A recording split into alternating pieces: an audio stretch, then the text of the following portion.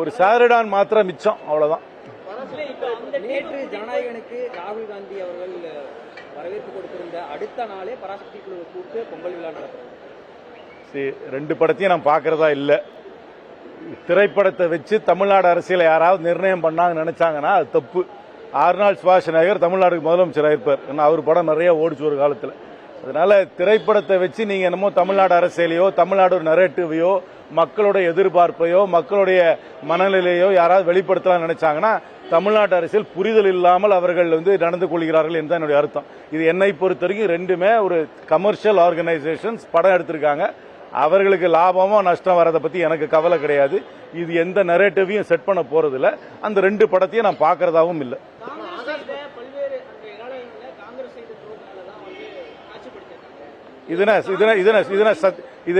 Historical டாக்குமெண்டா? இது historical டாக்குமெண்டா? திரைப்படத்தில் வர்றது ஹிஸ்டாரிக்கல் டாக்குமெண்டா?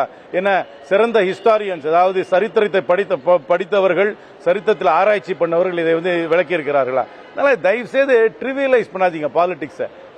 ஒரு 3 மணி நேரம் படமோ எனக்கு எவ்வளவு நேரம் கூட தெரியாது. 2 படமும் ஏதோ ஒரு நரேட்டிவ் செட் பண்றாங்க. ஒரு தமிழ்நாட்டு அரசியலை இது நிர்ணயம் பண்ண போது இதுதான் மக்களுடைய மனநிலையை வெளிப்படுத்துகிறது என்று யாராவது நினைத்தார்கள் என்றால் அரசியலே புரியாதவர்கள் தான் அப்படி பேசுவார்கள். பொங்கல் விழா கூட நடத்தினா ஆஸ்கர் கூட அதுக்கு ரெக்கமெண்ட் பண்றான். அதை பத்தி எனக்கு கவலையே கிடையாது. இது இரலவென்ட் இஷ்யூ.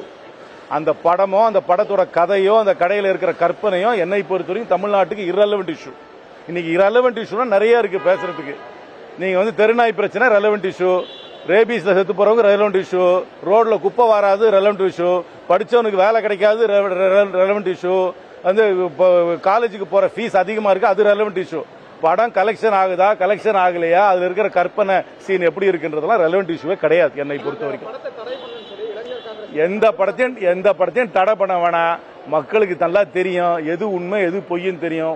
அதனால சொல்றேன், இதுக்கெல்லாம் இவ்வளவு சீரியஸா எடுத்துக்க வேண்டிய விஷயமே கிடையாது. படம் பாக்குறவங்க போய் பார்ப்பாங்க, ஒரு என்டர்டைன்மெண்ட், ஒரு பொழுதுபோக்கு, அவ்வளவுதான். அதுக்கு மேல எந்த ஒரு சீரியஸ்னஸும் இந்த 2 படத்துக்கும் கொடுக்க தேவையில்லை. நான் 2 படத்தையும் பாக்குறதாவும் இல்லை.